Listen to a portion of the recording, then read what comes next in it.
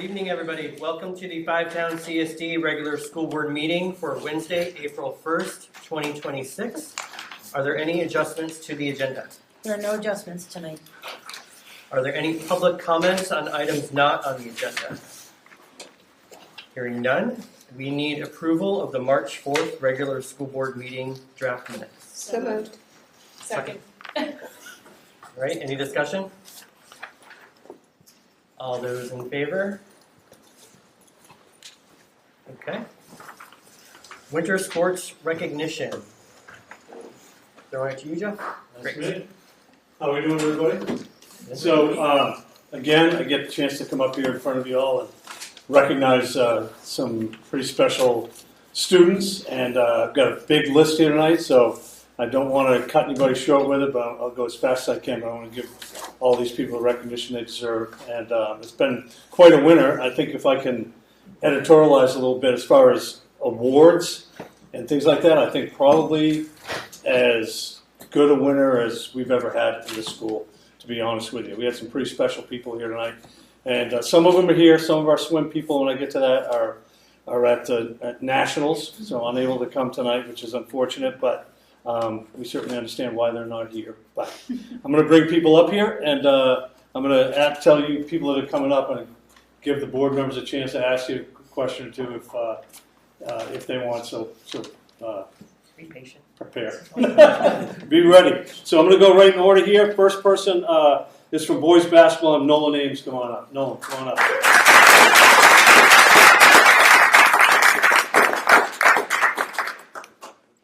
So listen, I'm just going to start reading through this list. It's pretty extensive, and you see it on your agenda there. But KVAC, Nolan Ames, KVAC Player of the Year. He was a Mr. Maine basketball for the state of Maine, and that is a senior award, all right? And it's actually a 4-year award. It's based on a group that votes on that, and they vote on based on his whole career. So that's a senior award. He recently was also named the Maine Gatorade Player of the Year. So that's regardless of class. So pretty much, I got the best basketball player in the state of Maine, Sam, beside me. I'd like to say that. One award that he got at the tournament, which it was pretty neat to see, and pretty just a nice award, was the Al Halliday Award, and that was at the Class A tournament for, quote, outstanding player sportsman, unquote, selected by the media people covering the tournament. And he is now the all-time leading scorer in Camden Hills, Camden Rockport history with 1,587 points.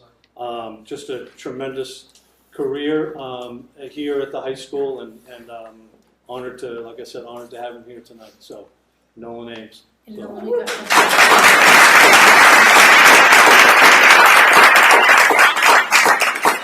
Sometimes we just give like a little candy surprise to the people that we give awards to, and I was thinking about, we always try to have it be somehow related to the sport they're doing, but we can't always do that. But I was thinking about Nolan's list, and I was like, paydays. Yeah. Because he totally hit the payday.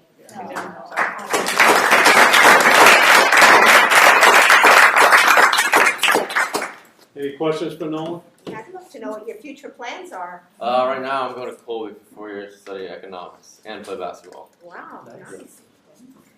Wonderful. Nolan, how much time do you think you put into basketball? If you had to average it out over a week at a time, what do you think? Like including games on the weekends? Yeah, sure. All of it. 7 days. Probably up near 10, 12. Oh. Yeah, probably around there, I'd say. You practice really hard. You should have a lot to be proud of. Thank you. Did you want to ask his parents that same question? It felt like it was triple that. I was going more like 20. Those miles were worth it. And I think I know one thing. It's hard to believe it's over, right? I mean, at least for the high school. So, yeah. All right. Thank you, Nolan.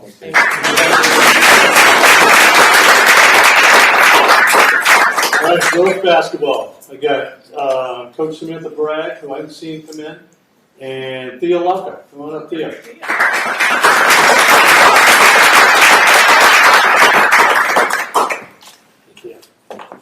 So Thea is a junior here at the high school. One thing I love about Thea is that she is one of the rare three-sport athletes.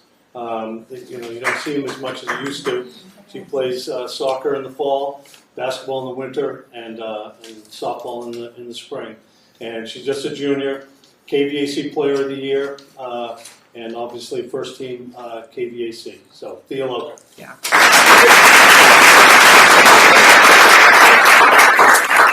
We have an almond joy for Thea.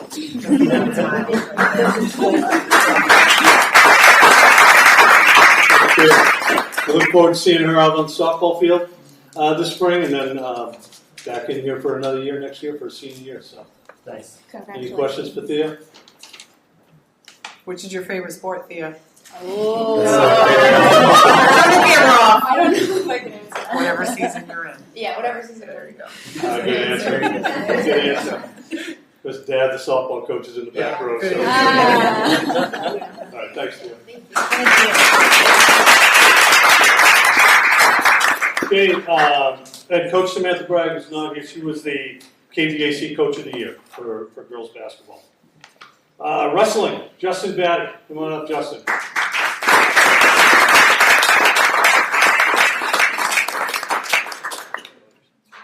Okay, so this guy, I want to say one thing about it. You might look familiar for it if you were here for the fall recognition, because he was a member of our state championship football team. So let me just run through Justin's senior year and career for wrestling at the high school. This year he was the 175-pound state Class A champion. He then, in wrestling, then all the class champions from all the classes get together, and he was the all-state 175-pound champion, and was voted the Class A most outstanding wrestler at that tournament. So similar to Nolan, standing beside the best wrestler in the state, I would say, right here. He's the all-time wins leader in Camden Hills, Camden Rockport history with 219 wins. And, I think if you know the history of wrestling here at the school, again, that's a huge accomplishment and quite an honor. And, Justin's another one of the guys I talk about that, we've got this royalty around here, athletic royalty, I feel like this winter, and he's been a big part of that. So, Justin Batty. So.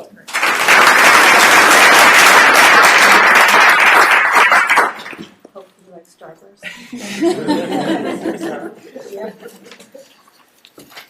Any questions for Justin?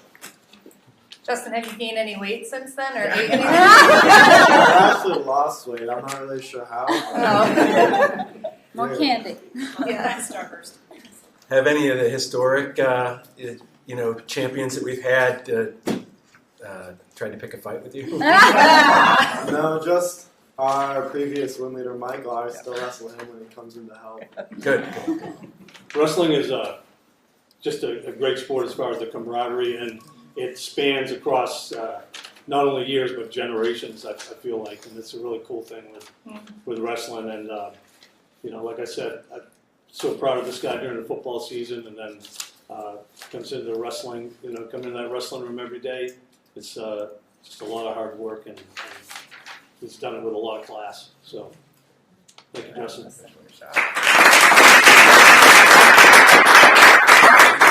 All right, girls swimming. This could take a while. Come on up. Let's have the whole girls swimming team with Coach McCluskey. All right. There were more than 4 of them. Say that. So, like I said, there are a lot of them are at nationals. So, a couple of things about girls swimming this year. KVAC champions. All right. They were the team state champions, and actually, just a little bit of a typo here. We're in Class B in swimming. And to be honest with you, the tougher swim schools are in Class B rather than Class A.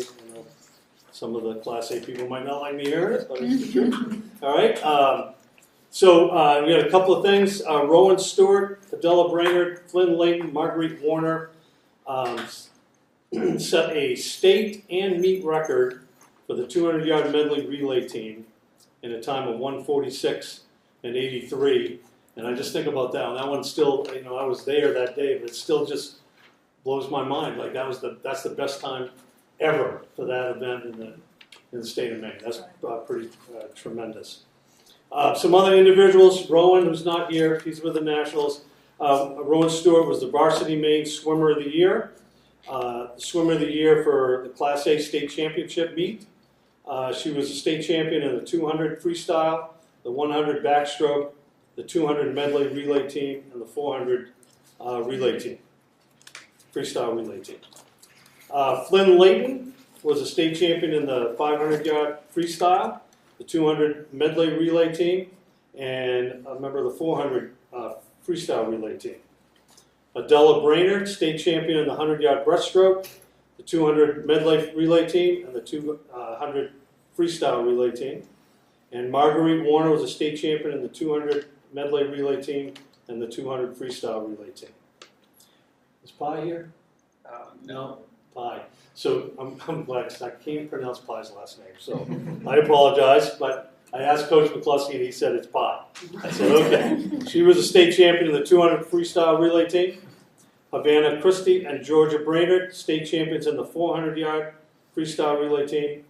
And Coach Mark McCluskey was Coach of the Year for like the 25th year in a row, I think, something like that. But I will just say, I'd like to say about our girls swim team, they are, to me, they're just a dynasty. I think, you have to say it that way. You go to the meets and, when they walk into the building, everybody knows they're there and knows that they mean business. And I think one of my favorite things about what Coach McCluskey's done is that they all are competing for their teammates more so than what they are for their own individual accolades. And I think that's a pretty strong characteristic of champions everywhere. But And Jeff, that's their state championship. yeah, There. and there's our state championship there. It's not a gold ball or something like that, like it is for others, but we've got a few of those hanging around in our trophy cabinet now. So Great. Come on up.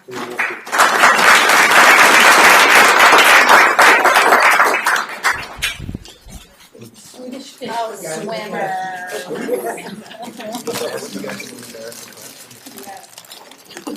It's supposed to fade out.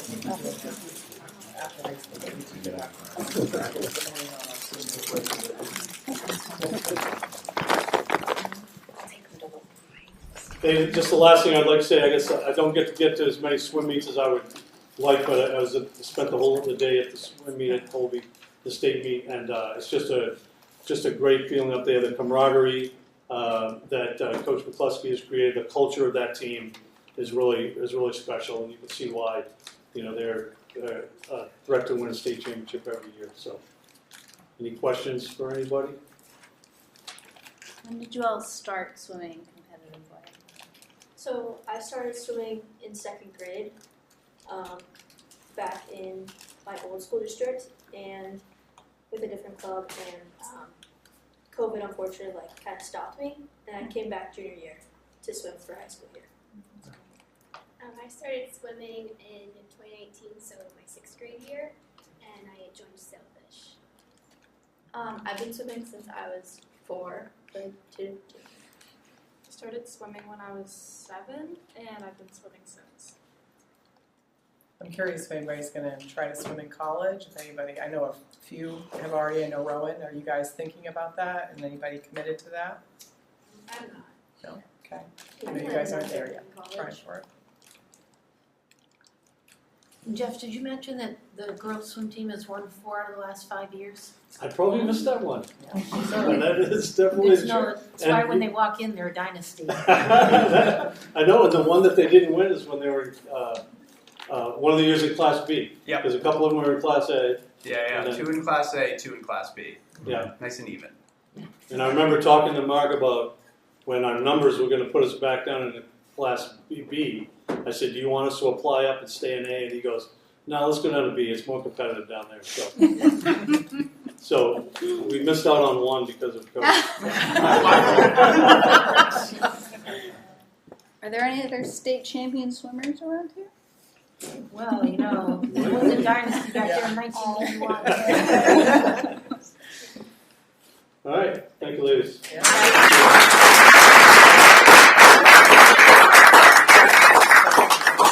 Okay, Nordic ski. I got Coach Zach Kramer come on up, Coach.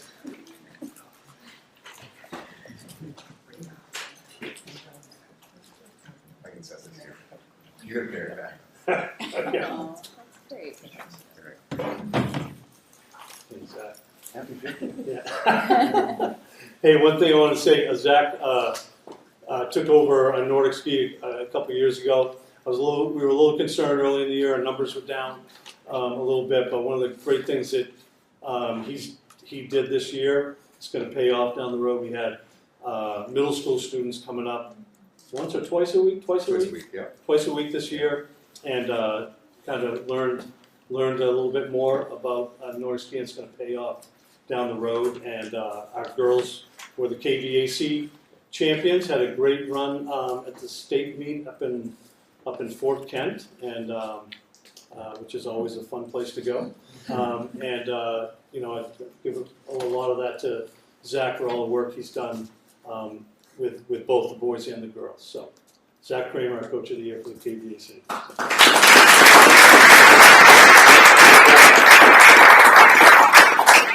Okay, ice hockey. Blake Christie, come on up.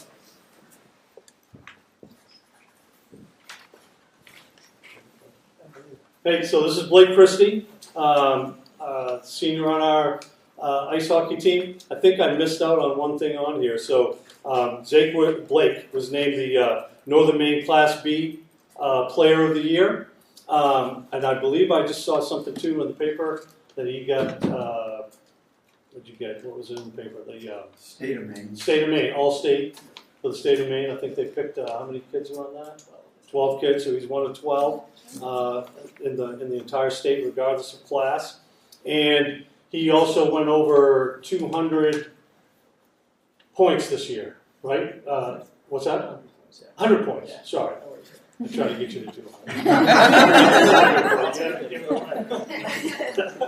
But 100 points, and definitely was, you know, the leader of our team this year. There's no doubt about it. And I've always said, as little as I know about ice hockey, but when you go to the games, you know, you start watching the game happen, you can tell who the best skaters are on the ice. And you know, I think it was obvious, you know, when you looked out there today that Blake was, you know, one of the best skaters on the ice, and it turned out that way. He was the KVAC, the Northern Maine Class B Player of the Year, and led our team to a quarterfinal appearance in the tournament where we lost by 1 goal to the eventual North champs. They won. We lost to John Babs. Yeah, that's right. Okay, that's right. Okay, very competitive Northern Maine tournament though, and we had a great season, and Blake was the reason why. So I feel like that. So.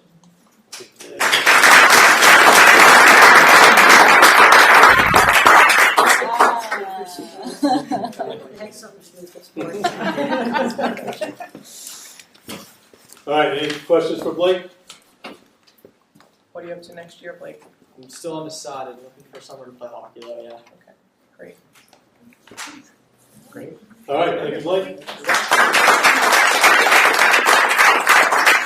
Thanks, everybody. So I think that's it. So thanks for the opportunity to come in. I know the kids and the parents really appreciate it. And like I said, we're on to the spring. Started on Monday, so we're rolling out there. So thank you. Thank you.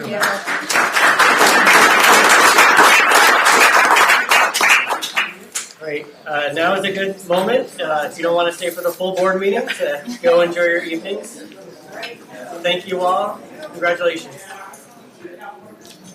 All right, next up we have nominations. And so I will go to, we have some teacher nomination, one teacher nomination and some stipend nominations. So the teacher nomination is Jacqueline Williams for special ed teacher, coming in at master's 18 years experience at $88,276. I'll move the nomination. Second. Any discussion? All those in favor? Great. And 5 stipend nominations. Move the stipend nominations. Second. Any discussion? All those in favor? Thank you. Notification of resignations. Carolyn Brown, art teacher. Yep, long-time art teacher That's quite a loss. in our district, yep. Substance abuse prevention efforts presentation. Katie and Aaron.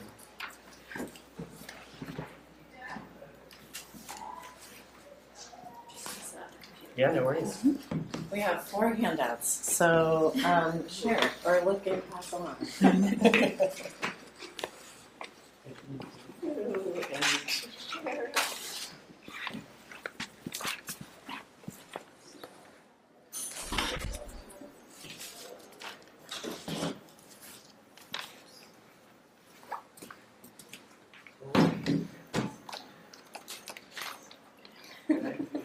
Hi, my name is Katie Cronin. I'm one of the school social workers at the high school. I'm Erin Barney, and I'm a teacher with the Health and PE Department of high school. And we're here to talk about the substance use prevention efforts that we've been doing over the last year. So I thought I would start by briefly explaining the genesis of this committee. About a year ago, a group of stakeholders gathered to focus on the portion of the strategic plan that discusses student substance use, and that portion is outlined up there. The group included representatives from administration, counseling, health and PE, social work, and our school nurse. From the initial meetings, a few of us continued the work into the school year. Our first task was to audit the wonderful things that we were already doing to support the strategic plan, and that audit is here, and there's a few copies circulating around. A few of the audit highlights that we compiled included our substance use prevention embedded into the health curriculum, existing community partnerships that we'll discuss a little bit further, and optional naloxone training for students and staff, as well as Narcan that's made available in the school. We also found that administration had taken part in a drug impairment training for educational professionals. It's also called DITEP, and we'll talk about that a little further. And we found, we have the presence of clinical school social workers like myself, and 5 school counselors that support early intervention and student wellness. And lastly, we have to mention our clear core values that are woven into everything at the high school, like our decision to be phone-free and a strong existing substance use policy. So we thought we'd talk a little bit about the things that we implemented this year with you folks by the different communities that we did them for. So we first, for the staff, that was that DITEP training that Katie was talking about. One of our first workshop days in the fall, we had Officer Jandro from the Rockland PD come and speak with us, give us an hour presentation about substances, the different classifications of them, how they appear in people who use them, what some of the the symptoms and signs of somebody who's using those substances looks like. He also had pictures of paraphernalia and how these things are packaged. So if we saw them lying around and noticed symptoms in a student, we might be able to put some dots together and be a helpful advocate for that student. Being in that presentation myself, I learned some things, and I teach substance use prevention, so that was really helpful. He was able to talk about trends that they're seeing in communities around us and in our communities, so that was really helpful as well. And there were lots of questions during that time from staff, so it felt like it was a useful hour of our time. Then we kind of looking at the larger community of our the people at our school, and then also the folks at home that support our students. We'll start with lunchtime tabling. We have worked with the Penobscot Bay Community Health Partnership at the Penn Bay Y off and on through our time here at the high school. So we like what they do. So we implemented last Wednesday of every month. They came to our high school and they had a table there with fidget toys and candy and things that like allure students to them. But then they would talk about the services and the resources that they have for students and where that would be at the YMCA where lots of our students go. We also put newsletters, or we contributed to our high school's newsletters with a substance use prevention and education piece. And so some of the topics that we talked about were like vaping and tobacco use, tips and tricks for talking to your kids about substance use, mental health and substance use correlation, and alcohol and sexual assault, and those connections as well. And those came out, and here's some examples. Those are coming out pretty much monthly with the newsletter that the high school sends out. And then for our students, what was really cool about our audit process and the meetings that we were in last school year was like one realized that like we were all kind of committed to having this always be an ever-changing thing in our curriculum, because it, as Officer Jandra said, like there's a lot of things like every year they learn stuff that's new too. And then the other really cool thing is we had all these stakeholders at our school at the same like table in the same room, and we had so when you look up here at assemblies, one of our health teachers was like, I was just reached out to by the Department of Transportation, and choices matter. It's about decision making. And it's, again, through the Department of Transportation, so like decision-making around driving, and then substances are involved with that. So we were like, oh, great, let's get on assemblies. And then the school nurse, like in the same conversation, said, I also heard about this program, which is the SEEDS program. Then that is Students Empowered to End Dependency.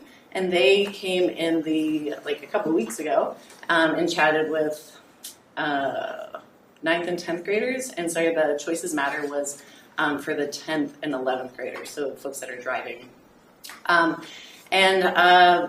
We learned a lot about assemblies, and we've actually talked with both of these organizations about different ways that we can work with them in the future. But as you can see with these photos, this Choices Matter was really fun because they had like drunk goggles, and they had a simulation that students could sign up for, and lots of people were able to speak with their speaker. And then the Students Empowered to Independency was really cool because they had students in Maine that were struggling with substance use disorder and able to speak about that journey for them as well. We also use this opportunity to talk about or pool our resources for speakers to come in and speak in our health classes. So we made 2 new partnerships with the Maine Coastal Regional Reentry Center that's up in Belfast, and we for each semester of health, we have those residents or some of their residents come and speak with our students about their experience with substance use disorder and their journey on recovery or to recovery. And then we also have the Penobscot Bay Community Health Partnership. They're coming into our classes and speaking. They have cannabis and tobacco cessation experts, so they come and talk with our students about those substances as well. And I also ran group work at Zenith, which is our alternative education program, and that the groups focused around impacts of substance use on the developing brain, as well as risk management and harm reduction. So looking ahead, I think we're definitely at a time right now, this month maybe, of reflection of how this year has gone. But looking ahead, we definitely want to have a dive training for parents and community members. We all felt like it was a informative presentation. We are talking with SEEDS, definitely with visiting classrooms next year, so coming to our health classrooms. Their presentation was, again, really helpful because they had those younger voices, but then they talked a lot about the science of addiction. And so we really want that kind of information coming in and our students working with that. And then continued optional naloxone training for students and staff, and our continued partnerships with our guest speakers that have come in this year. Any questions? My son was in the sophomore class that did the Choices Matters with the goggles and everything. Said he did great. So, no, but I think this might be for Jen. What's our policy on students that are impaired in school? Is there a policy on anything, or how do we handle that? I'm not going to be able to recite policy. So I'll answer the practice. So essentially, we partner with the nurse if we see any signs or symptoms. It used to be that our nose would be an indicator sometimes, but that's not the case anymore, which is why the DITEC training is really critical, because some of the indicators we used to use, they're shifting. But impairment really is the symptomology, so how are the students behaving? And so it really isn't always clear unless there is some clear signs of other things in their backpack, so we'll do a search. Some students will volunteer, but that's a pretty small proportion of the student body when they're questioned. But if we feel that they're impaired, we have the parent pick them up, and then we do a re-entry meeting so that we can assess what do we need to do for intervention or next steps. Sometimes if it happens repetitively, we'll have the students start with a search of their belongings before they go to a class, or they don't have a backpack, limit their options to carry those different substances. Yeah. Thank you. Yeah. Has there been any, with the phone ban this year, I know it's lessened kind of congregation in the bathroom. Is there a link with substance abuse at all? Are we seeing any kind of reduction? We are seeing a reduction in the numbers, incidents where we're addressing substance use in school. At the very beginning of the school year, we had to start monitoring the parking lot more. And so with the teenager, they shift their behavior. I think teenagers are kind of notorious for not having extensive executive functioning skills, so planning really far ahead wasn't an area of strength. And without the phone, they had lost that mechanism for an instantaneous meetup. I don't know if substance use has slowed down. So I don't want to say that because we're not having instances that's a positive indicator, because I found in the parent surveys that there were still some concerns about use. So families maybe are seeing it. I'm not seeing it as much. Okay. Yeah. Katie, do you guys have a mechanism where kids can access like substance abuse counseling at school, either before or after, but just if it's not assigned disciplinary, but maybe a student struggling with like being addicted to vaping or something? Is there something that the counseling or social work group is able to support them with? Yeah, so our referral stream for social work could exist in the exact same way. So they can self-refer, their parents can refer, their guidance counselor can refer, and so that stream is always open. And Nick Citriglia is actually a licensed alcohol and drug counselor, and so we have him, which is a great resource to have on staff as well.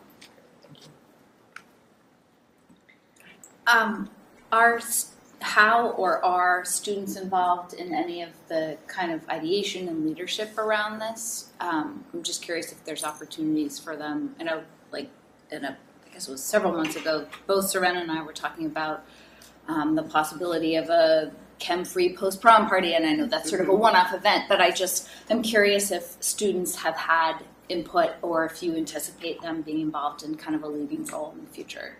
That's a great question. We're actually in the substance use prevention unit right now, and we were sitting in our office saying we would love.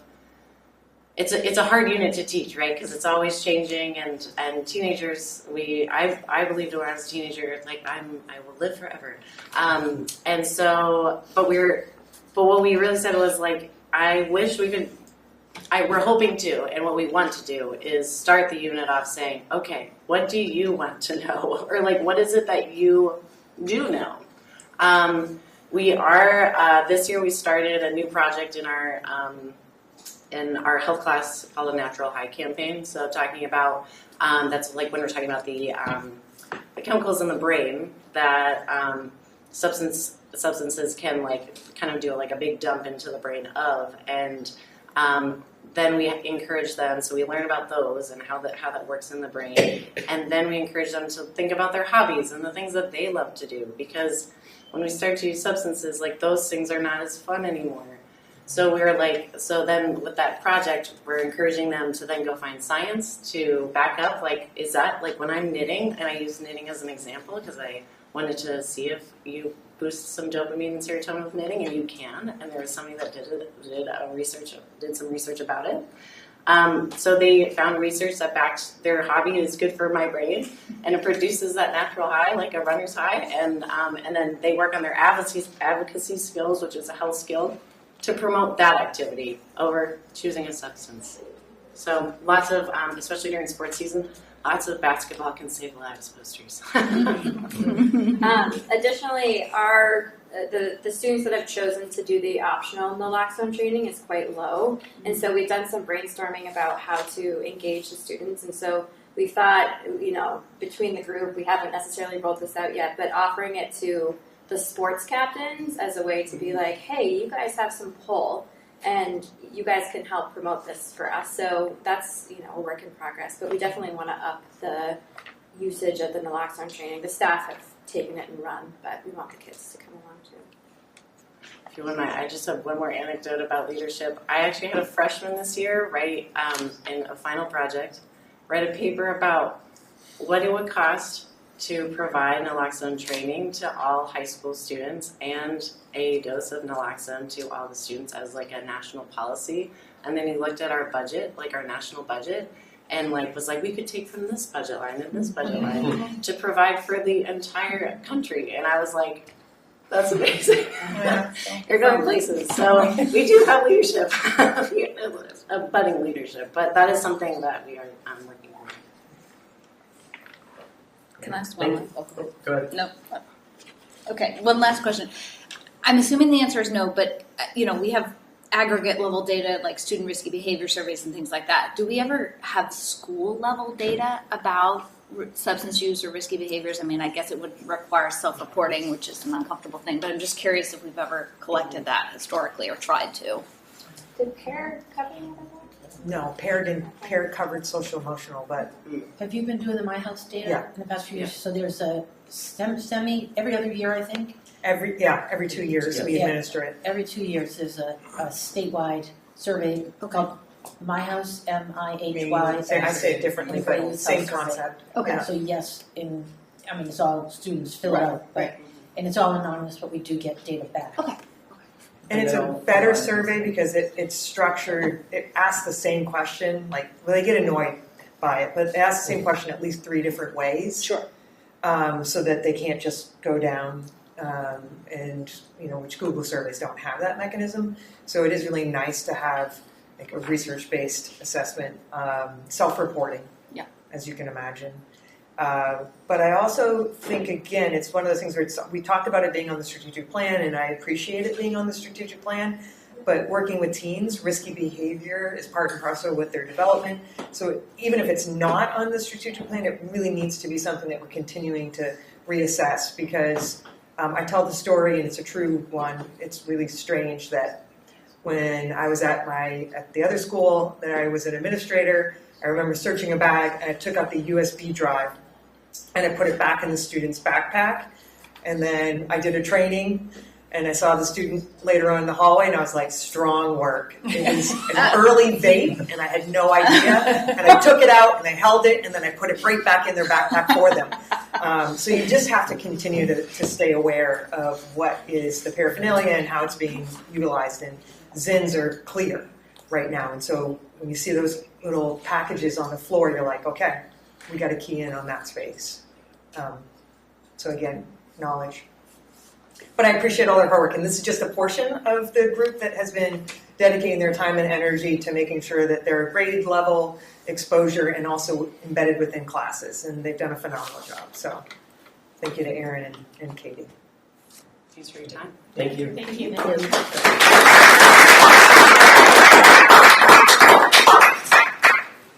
All right, next up, plug timing proposal. Jen. Yes. So I don't know if it's in your sleeve of your packet, but it's meant to be. It's in the folder. Folder, okay. Left-hand side of your folders. And it's listed as my board report, so it's the first section of my board report. Essentially, I just to kind of summarize the top portion, one of the concerns that was brought up in the March meeting related to transportation, and so students that were arriving by bus. And my assessment of it was that there were about 27 students that arrived in time. So morning meetings typically start at 8:15, so that was my benchmark. But even still, those students were arriving were close to the 8:15 mark. And students the majority were arriving by about 8:20. However, the St. George, Hope, Appleton bus, as you can imagine, they travel a much further distance. Those were students that were arriving, sometimes just 10 minutes before school started. So my assessment of that was that really the buses, it's not an area where if those students are riding a bus, then an early morning meeting, it's going to have to be an accommodation for the family. Buses will arrive close to it, but I do not think our morning bus route accommodates that.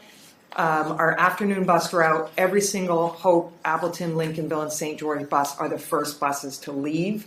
The only buses that come later, bus 1, if you're ever a bus 1 kid, I'm sorry, sometimes that can be up to 40 minutes.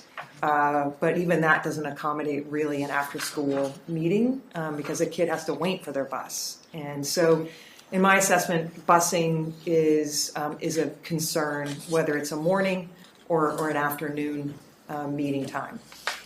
The other thing that came up from looking into clubs was there were about 27% of the current clubs and organizations that were meeting or needed to meet in the morning. So it was a small percentage of the overall group. Other groups had already found accommodations. Either it was break, after school, during lunch. So there were different ways that they were meeting. I will say the one group that I have the most concern with is the National Honor Society. Sometimes those numbers can be around 100. The student population that's involved is a significant population, and predominantly those students are also participating in after-school activities, athletics. So that was the one club that it appears that morning meetings are not only advantageous, I'm not sure how you accomplish it without doing it in the morning. In fact, there was only, even in March, so if you think of March as a month where there aren't many sports, there was only a 2-week window in March where kids didn't have any other conflict. So high school sports span a pretty decent amount of time, and so my recommendation is for 2 mornings a week. Monday, wait, what did I put in there? Tuesday, Wednesday. Mondays are horrible for everyone, and Fridays are notorious days for, I would say, unfortunately, absenteeism goes a little higher on Fridays. So I said Monday, Tuesday, because Thursday mornings teachers meet. MTSS happens Thursday mornings, and I really want the teachers there. So those are the 2 mornings that felt like they could accommodate morning meetings, and it really was such a small subset of the overall clubs. I don't think we need more than 2 mornings in a week. So that's my recommendation. I don't know if the students want to contribute to that analysis, but I talked to the club leaders, and they felt likewise that was appropriate to meet all their needs. So would you have to choose among these? You couldn't be more than one? So Marcia, are you asking if there's only 2 per week? Does it prevent them from participating in multiple clubs? Was that the question, essentially? Most clubs meet once a month. Okay. So they would work out that rotation. So even if you were involved in all 7 clubs, you could theoretically, we could work it out so that they could attend every meeting. Yeah, I was just thinking this would only max out. Most clubs meet bi-weekly or even less frequently than bi-weekly, so it would be pretty hard to max this out. If all of your clubs went bi-weekly, you could do 4, but really, I don't think that anyone is in 4 clubs at Camden Hills right now. Or if Not they right were, now. Not. Yeah, correct. But if you wanted to, you could try that out. But right now, my 2 main clubs, Interact and NHS, that have very consistent schedules. That works totally fine because they meet. Oh, and Win Planners. So one week you can meet 2 days, and then the next week you'll have 1 day. Or for most students, no one's really gonna have a conflict unless they're somehow packing their schedule with clubs, and then at that point, that's just an issue in itself. So Ethan is incredibly accurate in terms of the volume of kids and the student clubs, where I would really encourage those advisors to work together to create a meeting schedule. Those are which the already three like predominant like ones. Wing Planners specifically schedules on the weekend opposite NHS, so that the NHS students can come. So NHS would never conflict with Wing Planners and like interact. Then that means that there's one day at least each week that interact. I can also attend, so that won't ever be an issue.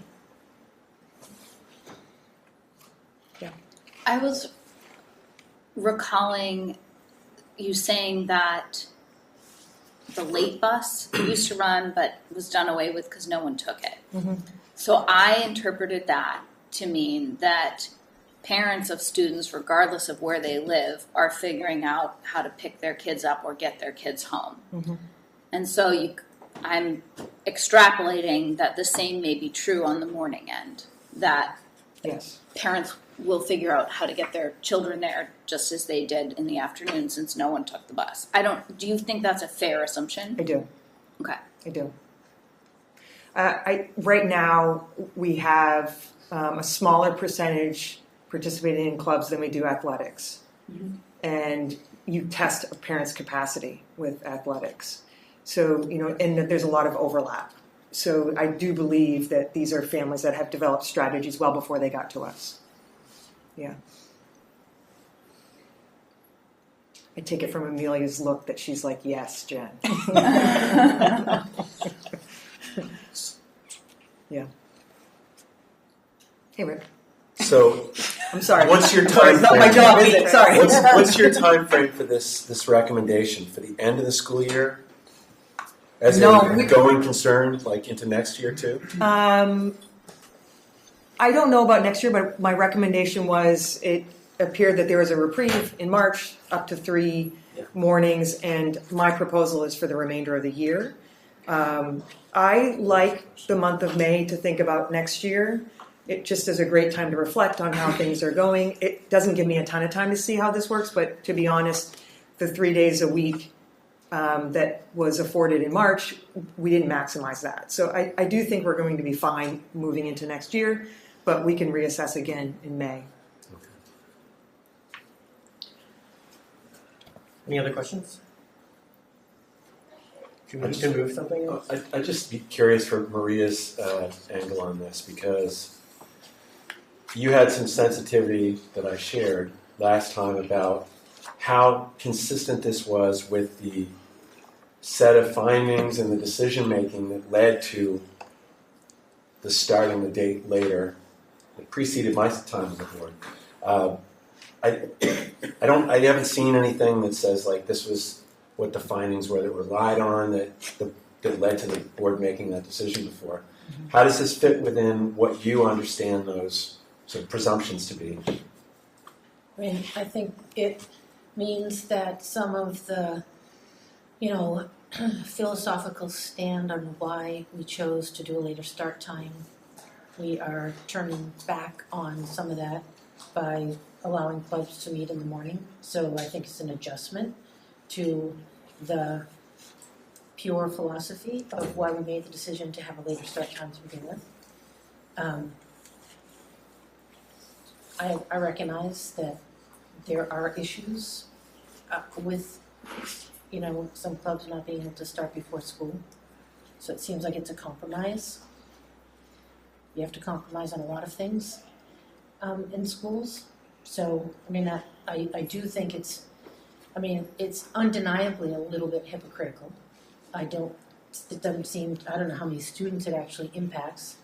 But students also have that choice to go or not to go. On some level, they may not actually feel like they have a choice because they may feel compelled to be in NHS for their college resume or whatever else it may be. But, I do think it walks back a little bit on the original reasons for changing the start time of school. Maria, can you remind me, when we switched the schedule of the elementary and the high school, so the high school kids started later, we didn't take any time out of the high school day. No. So how did this all happen when everything was just happening earlier? I mean, the clubs still needed to meet. Were they meeting before school? Flex, right? What? And NHS has always met before school. I mean, always, Ethan, were they meeting before school when you were in 4th grade? No, Well, but that's what we're talking the about. last 3 years they were meeting at 8:15, even when we had flex. But Marcia's talking about 8 years ago. Beforehand. Before they that was my even first switched. year When here. we Yeah, I started, mean, And then we we didn't take any switched. time away, so I don't know why Can't this really problem make it popped up. So if we were starting school at 7:30, Mm-hmm. were the clubs meeting at 6:30 or 7? I don't believe they were. I do, But then because did they? yeah, pushes it's later that. for sports. Yes. So So now there was- sports are running into the later Yeah. part of the day where they didn't. when So it we had was school, time. clubs, sports, and the clubs fit in between. I might actually argue with that I don't because know. one of the problems with us having a later start time was that sports now have to start later and therefore we can't get in games and all this other stuff. I think sports used to start after school because when we switched, that was one of the things against us switching. Yeah. Was that sports were no longer going to be able to start at 2:30 in the afternoon. They'd have to start at 3:30 and it would get darker sooner. And we went into that knowing that that was going to be a cost of the change. So I just don't think going later created this problem. it created an opportunity for people to Maybe, take advantage of the maybe. time before school. And I think that's explicitly why we said nothing can happen before school, because we recognized that now everyone's going to want to put stuff before school, which would defeat the purpose of us having a later start time. And we went to the later that start was time. the rationale and the conversation Yeah. back when we changed the start time. And we do that based on the health and biology of teenagers as recommended by probably the Association of Pediatrics or whatever. And the state is funding an initiative right now for the entire state to look at shifting everybody's high school Well, start we tried to times. go even later, but we couldn't get the other Yeah, schools that we fit did. into Region 8 to do it with us. Right. Cricket. Just a clarifying question. So previous start time was 7:45, presumably, and we're talking about an 8:15 start. So I just want to recognize that we're not talking about going back to 7:45. We're talking about going to 8:15 2 times a week. And I guess my second question is, what is the alternative for clubs? I have not heard anything that would meet the need yet, but maybe there's an option we don't know The about larger yet. groups are much more problematic. NHS is the most problematic. It is exceptionally difficult to figure out how, especially since they're so involved in other areas. So there are probably, out of the 7, I could probably figure out 4 of them. 3 of them, there are just too many kids and the complexity of their schedule right now.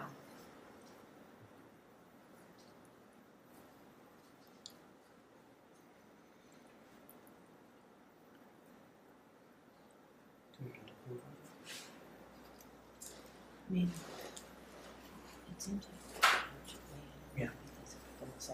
Do we need a motion? One more second before, I'm not going to move yet, but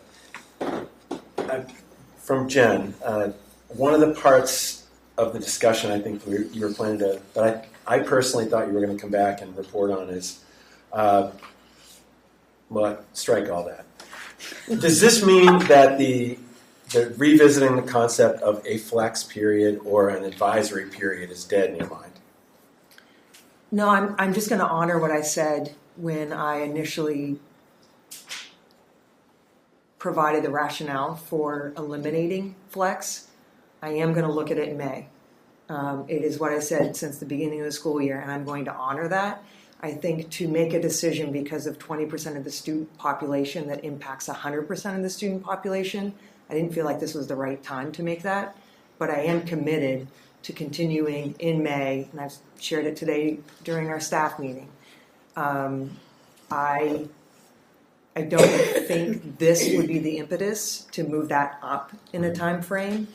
And even if the decision is made in May, it isn't necessarily an implementation that would happen at this point. We just finished up. We're finishing up Q3 right now, and to make a change at this time of the year would be very disruptive. So I thought about it, and Maria and I talked about it, but I don't think this should be the impetus for making such a significant shift. And that is my view in this situation where the recommendation could be 2 rather than the 3, and we still can accommodate all clubs. Thank you. Were you gonna move? Yes. I move that the board allow clubs at the high school to meet Tuesday and Wednesday mornings at 8:15 for the remainder of the school year. I'll second that with thanks to Jen for all this Yeah, hard you did the work. Can I just make a suggestion? Yes, please. That the board might consider just approving it meeting 2 mornings a week and not limiting it to the rest of the year. Because if you limit it to the rest of the year, it means we're going to have this same conversation all over again. And if it were a problem, we can ask for it again. If you don't put a limit on it, it just allows it to continue next year without having another formal discussion. Jen can always report out on it in her board report. The board can ask how it's working. And if the board's feeling like, oh, this isn't working, would like Jen to come back with a new proposal, you would ask her. But this guarantees she has to come back again to have the same discussion that we're having. If I want 3. Yeah, I would Great. just No, maybe that's say good. that you allow that to potentially just continue indefinitely. And, you know, Jen said she's gonna look at it anyways, she could come back. You know, otherwise, if she decides to change something for her schedule at the start of the school year, it's not even an opportunity for her to get your approval before she implements. Do you know what I mean? Yeah, strike the time-bound element, remove the for the remainder of the year.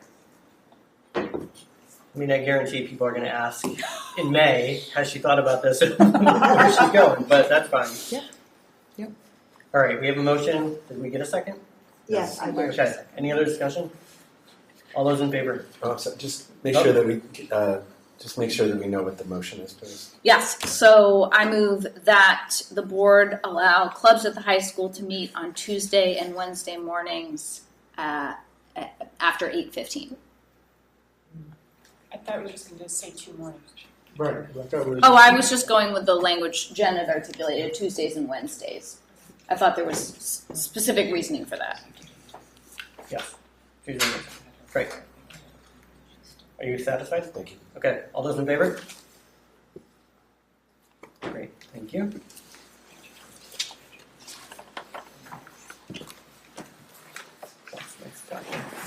Okay. Approval of the resolution to authorize $1,336,505 energy conservation project and related lease financing. Is this the exciting? Yeah, and there's actually a motion on page, I think it's 12. Yeah, I have it. Of the package that maybe you could use the whole thing, or Want to read the whole? no, but Just the top. so the board should know if Marcus will just read the top what the motion is, but the motion's actually related to the entire 2 sides of the paper. It's actually what you're voting on. So you should just take a glance at that. You won't read it all, but you should know what you're voting on. I'm going to say the motion as people are reading, and then we can go for it. I move that the resolution entitled Resolution to Authorize Lease Financing of a $1,336,505 Energy Conservation Project at Camden Hills Regional High School be approved in form presented to this meeting, and that an attested copy of said resolution be included with the minutes of this meeting. Second? Any discussion?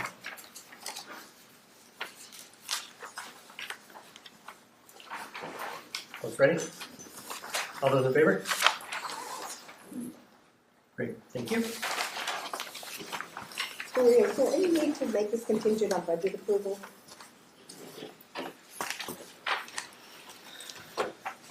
I don't.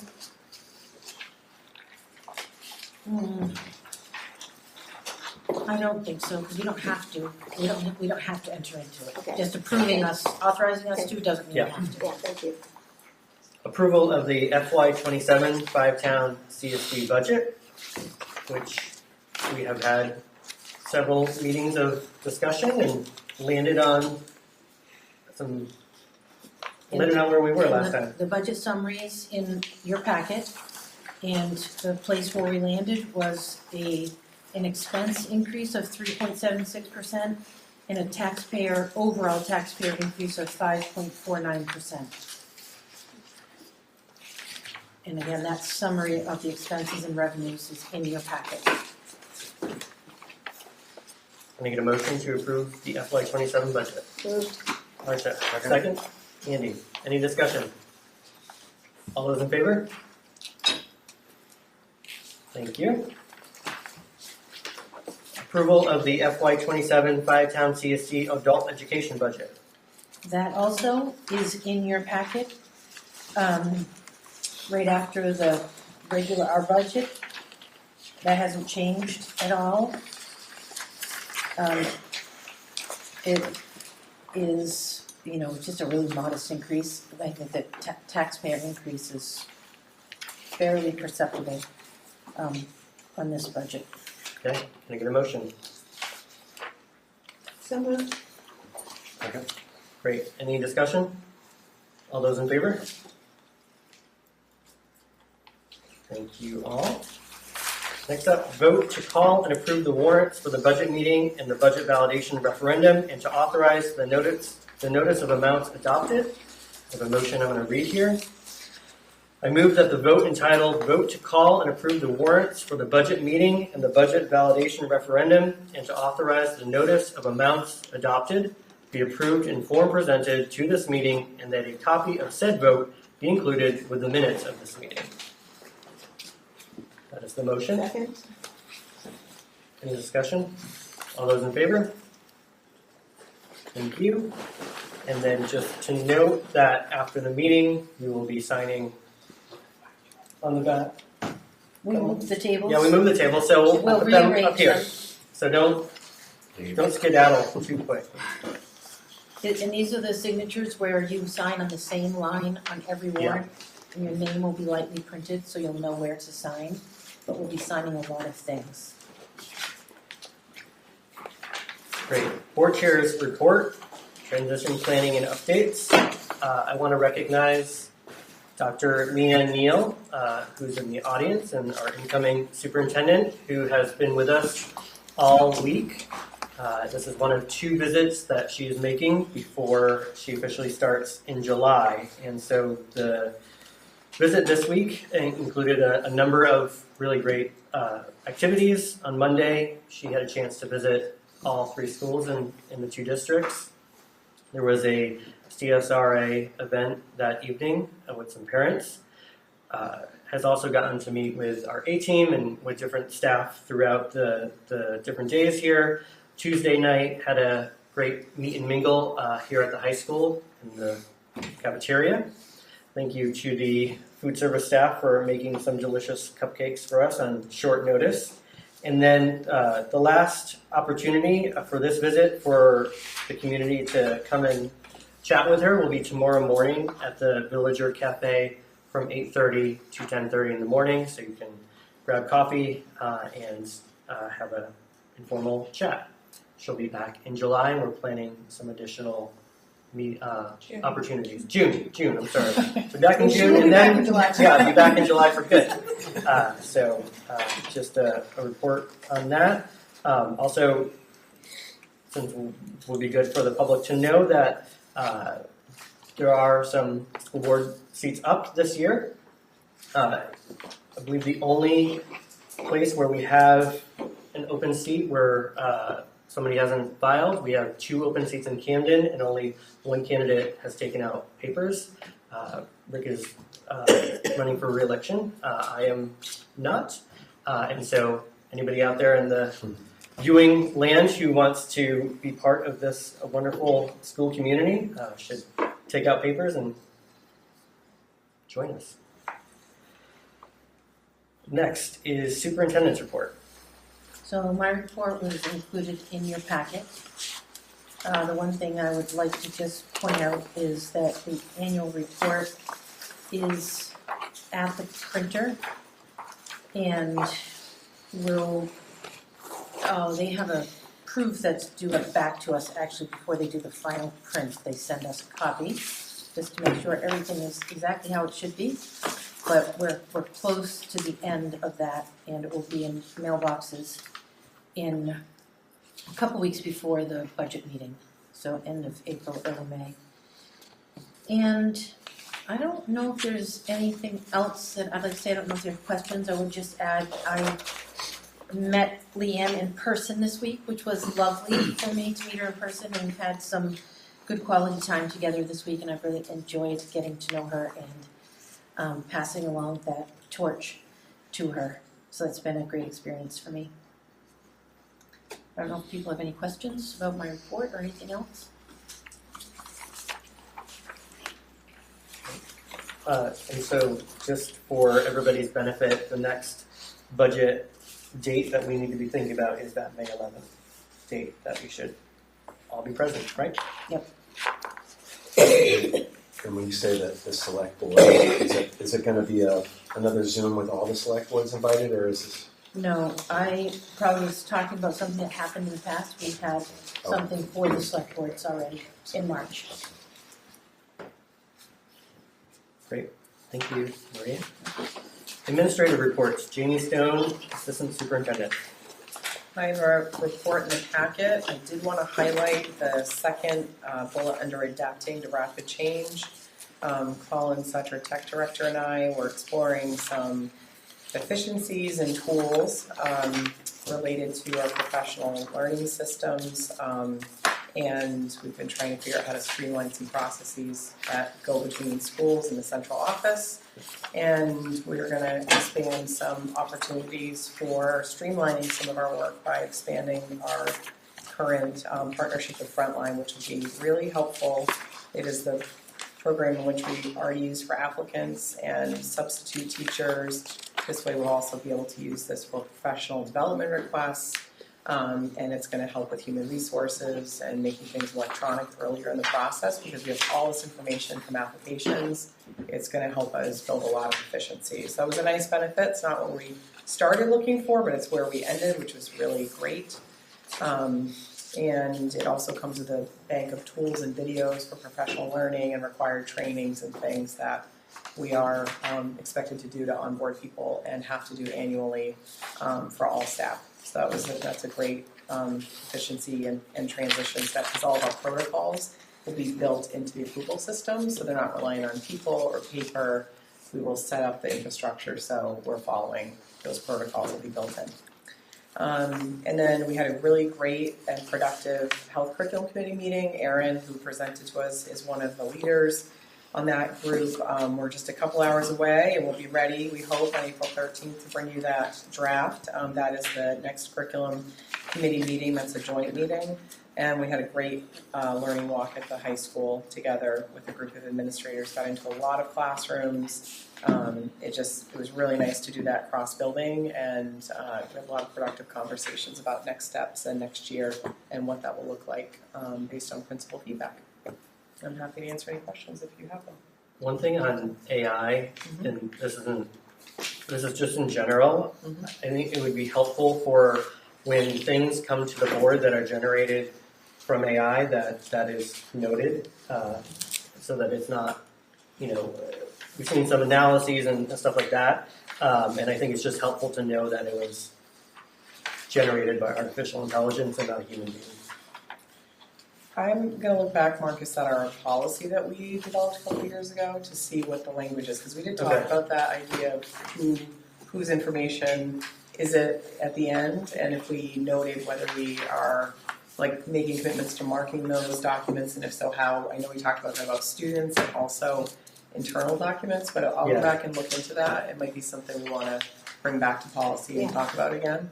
But that's worth looking into. Yeah. Great. Yep. Good feedback. Thank you. Any other questions for Jamie? Jesse Yates, Special Education Director.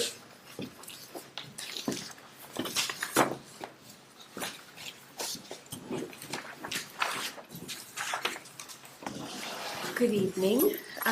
My report is a late addition to your packet. I apologize for that, but since it's only 8:10, I'm going to take a couple minutes of your time and actually review explicitly the 8th and 9th grade transition meetings. our team came together and held 3 days of 24 IEP meetings to welcome all of our incoming 9th graders with IEPs to the high school for the fall. And it was truly a very amazing and emotional time. I get really, I will say I get really emotional about this because it's so wonderful to see our students and their families come into our school and be totally wrapped up with support by their sending teams and their receiving teams. It's really a fantastic thing. So in addition to our students' families and our high school hosts, I wanted to thank Erica Gates, our IEP coordinator, and Nick Citriglia, our 9th grade counselor, who attended every meeting. Anna Alley, Jill Morton, and John Morrow, who work with our transitional life skills class, decked out the wellness room. It looked fabulous. And then our Rising Tide culinary students cooked sweet treats and catered the event. All of our special education teachers, as well as our speech language pathologist, social worker, OT and PT did a fabulous job representing the special ed programs at the high school. And then our sending teams, the HAL team was lovely. I didn't mention them specifically as they're from a slightly different district. They were fabulous too, but our Camden Rockport Middle School team did a great job introducing our students and representing their current programs as well. And then we had, I think every meeting, a general ed teacher from the high school was able to attend, and across the curriculum, we had Latin teachers, we had, everyone pitched in to meet that need for us, and they did a great job. And then Kim Nicolette stepped into a few meetings as well. And then Kristen Hutt, our administrative assistant, helped with scheduling, and Matt McGreevy, our assistant director, chaired a number of the meetings. And all of these people came together to host what I hope was received as a very positive and supportive time for our incoming 9th grade students. And it truly takes a village, and I'm so grateful to everyone. So I just wanted to shout out all those people in this fashion. So thank you for listening. Great. Huge undertaking. I just want to comment. I brought Cooper, who will be coming to the high school next year, and he had such a great experience. You guys did a great job welcoming him, and the team, like, it really was something to see. They had, I don't know, 10 or 12 people in the room, and there was food, and it's overwhelming for a little kid to see that, or a special needs kid like that, and he felt so welcomed, and you guys did a really good job, so thank you. So glad. Thank you. Jen.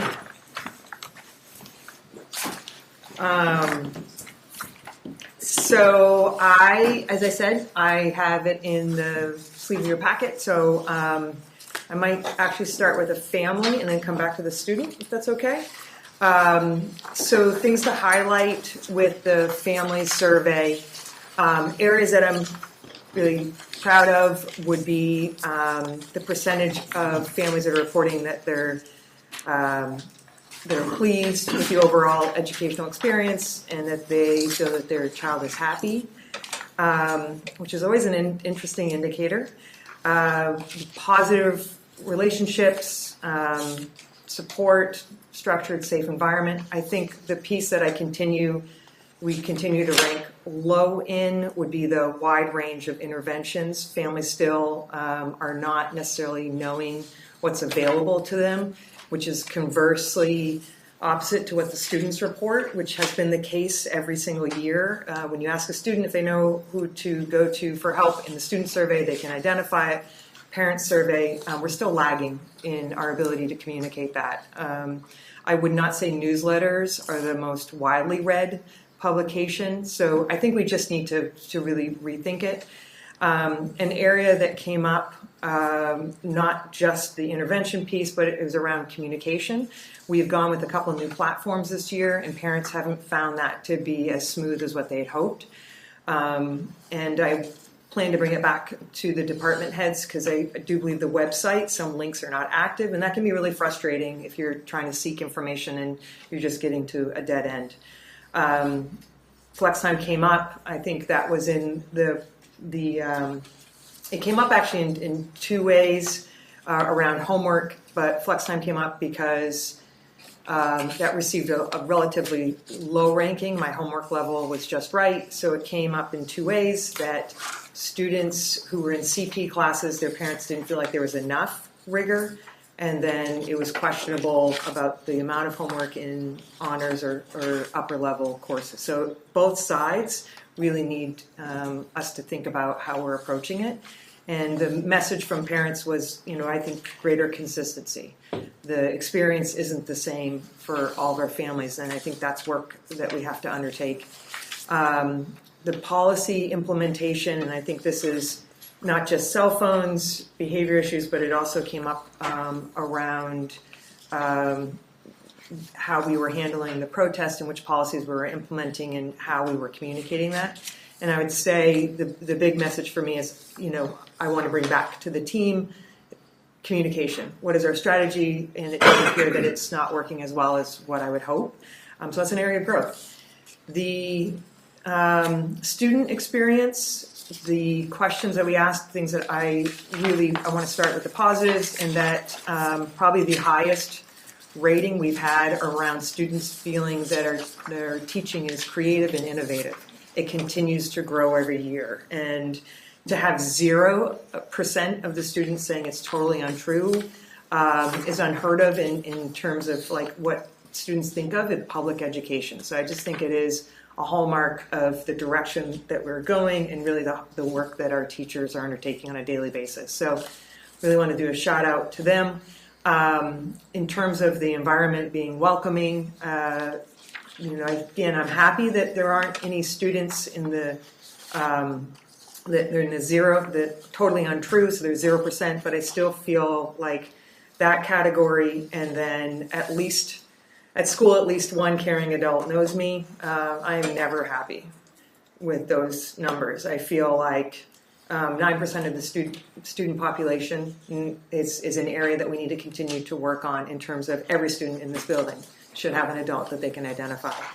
We do relationship building at the start of every year, so I think one of the things we talked about was having that relationship building from a student perspective. We do it from the teacher perspective, identifying students that we feel we have a strong relationship with, but I guess what's maybe more important is, do the students, can they identify an adult? And so I'm thinking about how to do that and maintaining some anonymity, so maybe the student reps can help me with some of those tweaks.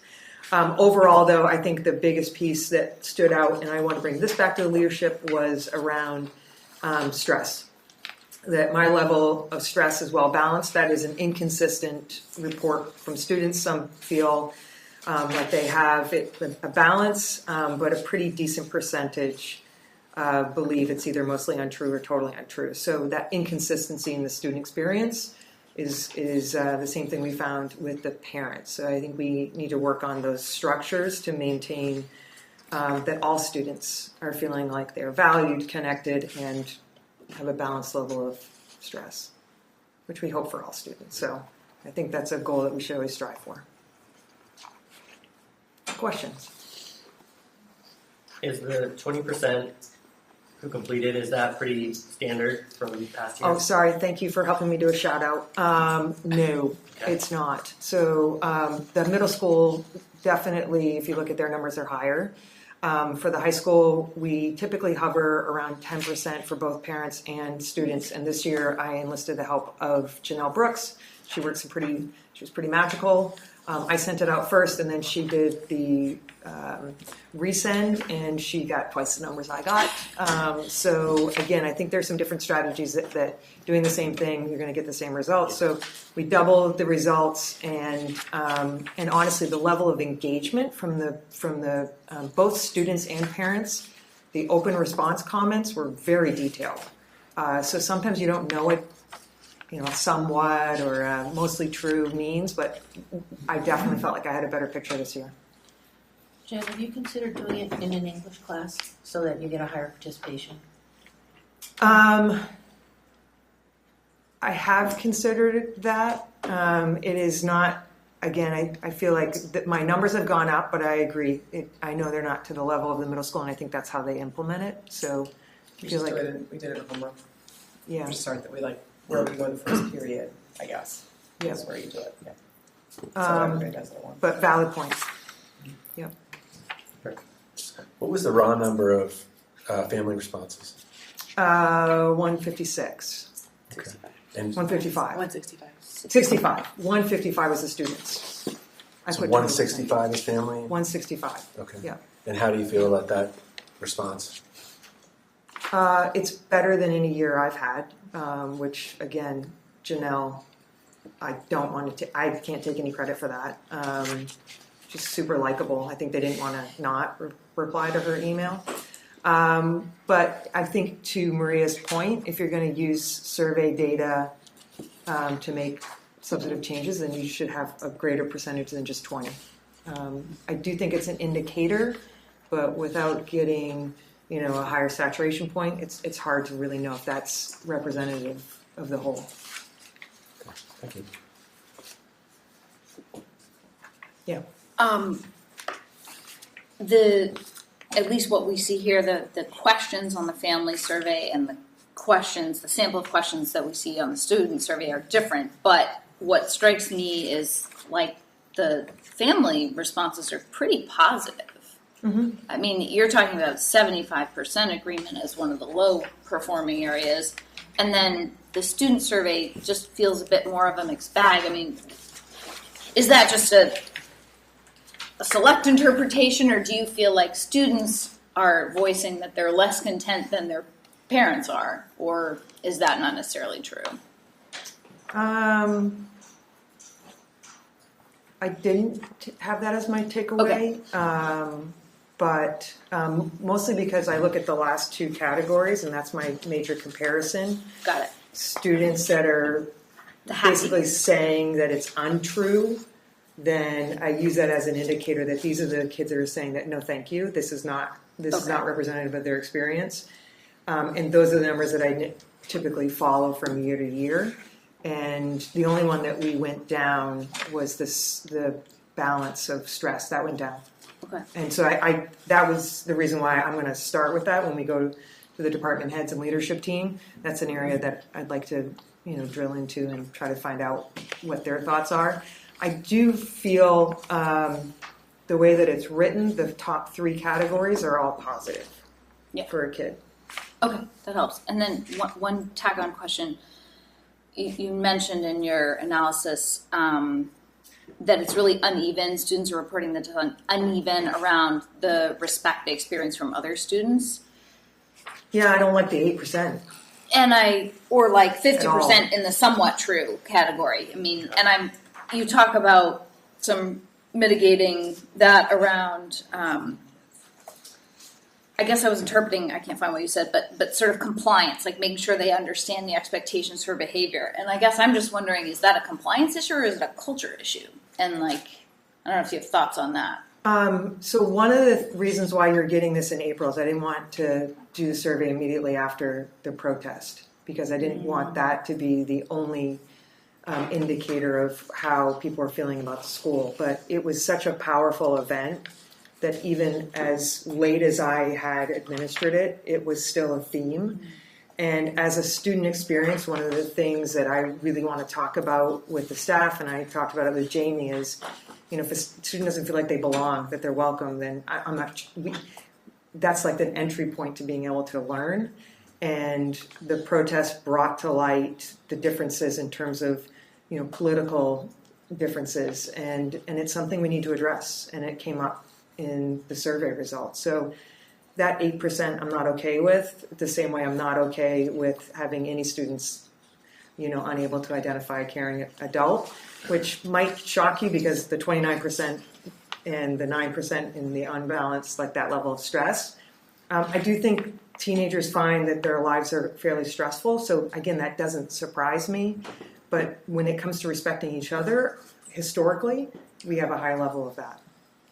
But the protest highlighted the divide, and that's work that we have to do to bring us back together.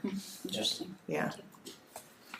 So similar, or to piggyback off of Cricket's comment, the charts for the students versus the parents, do you have the similar parent responses broken down like this strongly true, mostly true, somewhat true?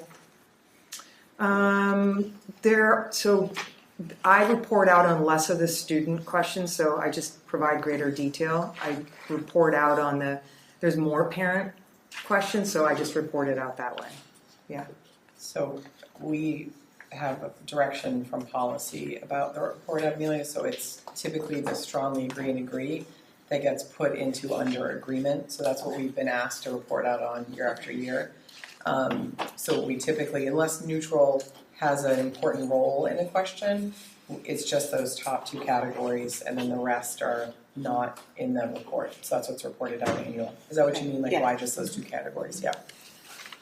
So we have a policy on survey. Practice. Maria has a protocol on Survey, it. Yeah. So we internal protocols internal. are consistent Yeah. administratively across the board, and how we're reporting to the board about every survey that they're giving to you, that you're getting the same format.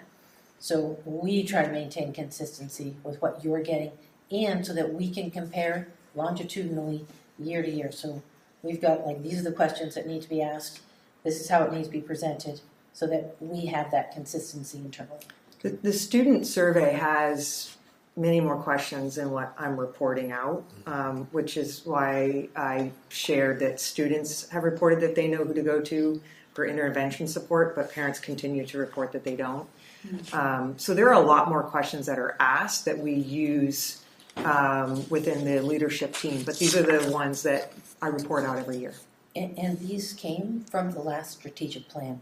These were like identified in our last strategic plan. When one of our pillars, I think, was student climate. And we had specified that these are the questions we're going to ask so that we can have longitudinal data about these particular items. If you ever changed it and wanted longitudinal data, I have at least 8 years. So, don't ask me to do that tomorrow or anything, Marcia. But Marcia's always asking for data mining. But again, I think the good news is the survey is fairly consistent, so that we can use it to see if there are shifts, which are really critical for us. What's changing and what can we do to address it? One last question. Do we collect information on students in terms of grade level or town, sending town? Not sending town, but this was I do love my seniors, but sometimes they get a little less excited about filling out a survey this time of year. And I'm super proud of the student body. We had equal distribution, 25, 25, 25. Nice. It was great. So we had, representation from all grade levels. Sometimes the seniors aren't there. I know they're at school, but they're not necessarily contributing to the survey. So this year they were. It was wonderful. But it sounds like we wouldn't be able to draw. Not towns, no. I don't know that. We could just know how kids feel by grade level. Like, yep. Okay. Yep. But not gender or nothing else. No, just grade level. Okay. Yep. So Ren, go.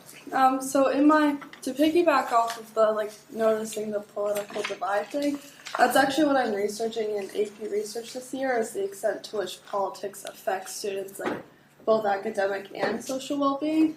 And I'm finding some really fascinating results on how, I think obviously the political majority is a more liberal view, and conservative kids feel super unseen, and they feel teachers enforce their values and a bunch of stuff. And I'm doing my oral defense in 5 days, so I'm happy to make a shortened version of that, because it's 15 minutes long, and present to you all the findings on what we can do to try and make the schools less divided, and so by pointing out why kids feel that way. So if you're interested, it's if not.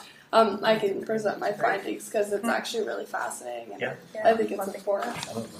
And it sounds like maybe you would even do it for the staff, because I do think we need to have this conversation. I do think when we think about students that are in the minority that do not have the high representation, conservative students in our school fit that, and we need to identify areas that we can address it. So maybe certainly we can have a conversation about even talking with the staff. Yeah, I'd love to. It's something I actually really care about, because I've noticed the divide more, especially with super enforced political opinions online. It's become a bigger thing. So my intention is starting a club called Can We. It's going pretty well. We're slowly becoming a partner school. But that's where I'm at right now, so I'd be happy to talk about it with anyone, and the findings I found, because it's really interesting and important to me. Is Can We about having civil Yeah, Online it's conversations? like bipartisan conversations and like learning how to discuss with like opposing people because honestly, I don't think that happens much in school at all. So then that's another finding from my paper. So I'm happy to talk about it with anyone. I'd love to present it. So Yeah. Yeah. That's great. Thank you so much. Thank you. Thank you. Appreciate it.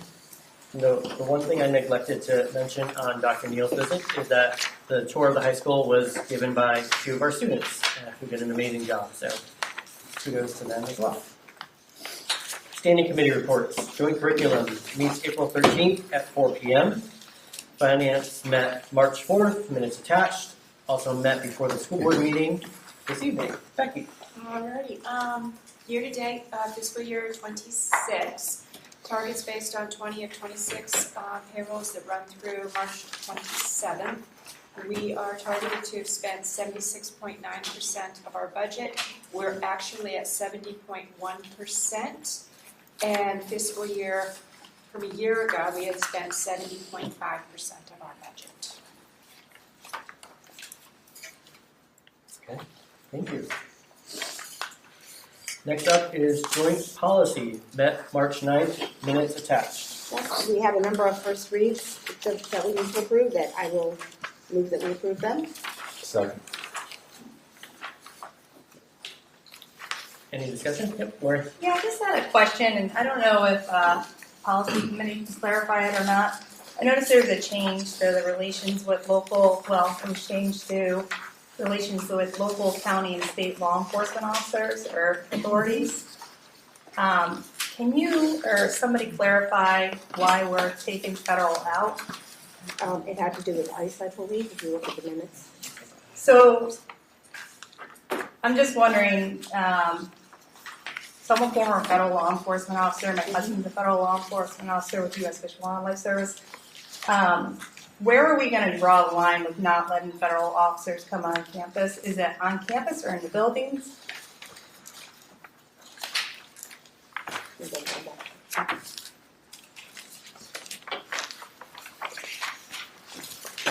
What specific line are you? You're No. talking I'm about- wondering where are we going to draw the line with not allowing federal law enforcement officers come to this building or campus?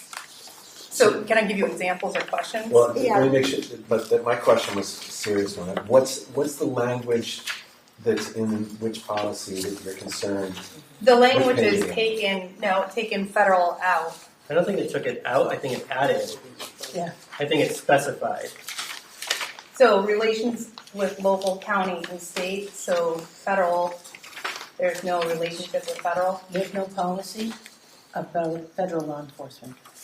Okay, so will we allow for federal law enforcement officers if there's a lost student on campus to come to campus? I believe the intention of this was to make sure that we're not saying we're going to allow ICE officials into our school. So that's the intent. So there's nothing written about federal law enforcement, so there's nothing preventing that from happening. I'd say that's up to the discretion of the building principal of whether or not they're going to let somebody on campus. And this just says that they are welcome, that they may enter, for specific reasons. I would assume that people are going to be reasonable, and if there's, I'm going to say student and some federal fish and wildlife I person understand comes. that, but I just think there's a lot of, it's just sending a message. There's a lot of different districts in this state that welcome federal law enforcement officers, and they're all around us. They're not just ICE. We're talking National Park Rangers, we're talking DEA, we're talking ATF, we're talking U.S. Marshals. They're everywhere in this state, and they've invited, other districts have invited these federal law enforcement officers into their schools to learn for active shooters, for other different scenarios. And I think it's sending a message that, yeah, local, county, and state, you guys are welcome. Federal, we don't want you there. And I think I get the ICE part, but I think you're sending a message saying federal law enforcement officers, maybe not so. It's at the discretion of the principal. Well, if I could, you'll see that there are no substantive changes to the existing policy that expressly, to Maria's point, that say that a person can't, do do A, B, or C. The one substantive change I would highlight is the addition of a judicial warrant as being required, because we've seen how the distinction between an administrative warrant and a judicial one has caused a lot of problems elsewhere. But I mean, substantively, I think you've actually, I'll turn around, I think this is sending a message. And it's exactly the message, at least that I supported, and that is we don't want to encourage ICE or give them any idea that they can come by here and... So why don't we just say ICE? Why are we leaving federal law enforcement out of that? Like, why don't we just say ICE is not welcome or something like that? I mean, we're talking like federal law enforcement come to Special Olympics. We have cross-deputized county guys that are federally deputized. We're talking about them. It's just really putting, I don't know, I feel like it's really pushing back a lot of officers that have done advanced training, that have advanced resources, A lot of the states, or a lot of these districts in the states will bring in federal law enforcement officers to train their county guys because they are so well advanced trained at the federal level and they have resources. And I get what you're saying, but I think it's the local county and state. So I think if you guys are trying to keep ICE out, that's fine, I agree. Don't keep everybody in the federal law enforcement out. I think it's just really... I don't think there's any intention to keep everybody out. I think it's the same reason why when all this craziness started, we scrubbed DEI from our website because, they can do searches. I don't really want the name ICE coming out of our policy name, frankly. Okay. I don't want to list them separately in the policy. I have a question. So if I'm following the track changes, unless I'm missing it, I don't see the word federal being removed. What I see is at the top in the headings of these two policies, we are specifying the type of law enforcement by naming local, county, and state. We are not adding the word federal. Is that correct? Am I okay? But how would this policy keep ICE out? There's That's nothing what in I'm there. also under. That's why I'm struggling because People get into school with with a bench warrant. This is how we're going to have a relationship with local, county, and state. The relationship with other, like federal, is up to the principal. But I guess what I'm wondering is why wouldn't we have a policy for interacting with federal law enforcement? It seems much riskier to leave it up to the principal. I feel uncomfortable. We have a procedure for ICE. I remember that we use. Yeah. It's not a board policy, but like the last question you asked me about surveys, I mean, we have 125 protocols that are not policies that guide how we work. So we do have something around ICE officials. I would venture to say the reason why this came up is because the way it was written, it was saying ICE is welcome to come on campus. Because it just was a general overall thing, any law enforcement is welcome to come on campus. That's what precipitated the conversation of, well, let's just specify this is about local, county, and state. The omission of federal simply means there is no policy that says anything about federal law enforcement. Because the minute you say federal, you're including ICE. We have something else that internally with how we are going to deal with ICE if they come on campus. So then that makes it clear that everybody else who Lori listed, there is no policy, so there is a relationship. I don't see it that way. I see local, county, and state. I see what you're saying, but I think that it's clear that you guys are not. You're saying, Maria, that these guys are welcome, right? I would say that these guys have these stringent requirements in that the people who are not listed in here. So it's less stringent for federal law enforcement to come here? Unless there's the policy. A procedure. I see that these people have, there's a checklist here on how they are contained about the relationship. And Lori, I would say, and this isn't me, this was a policy discussion, but I would say that there was never a discussion about trying to keep federal agents as a group out of the schools. So there's no intention here for anything that you're talking about. It was specifically, without saying something, you are including ICE, because it doesn't specify. The committee felt that if we specified and didn't include federal, then it's sending a message like, this does not pertain to you, ICE. And we have something else going on for ICE that's not published to the world. But for the rest of those federal agents, there's just nothing.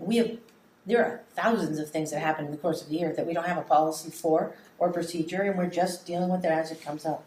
So I don't think there's any intention on anyone's part to prevent any of the things you're talking about.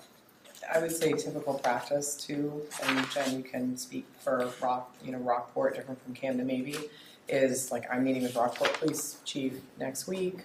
Again, just to review emergency protocols, we kind of work with like local and then out, and then we tend to say, are there other people or resources we should bring in if we need higher level looks at things we've done, walkthroughs. Chris did like an audit of our campus and safety, I think with the federal, I don't remember what the department was.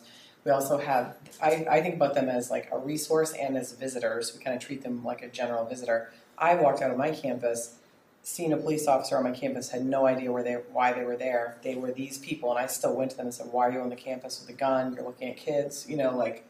I think we would treat all those people in the same way.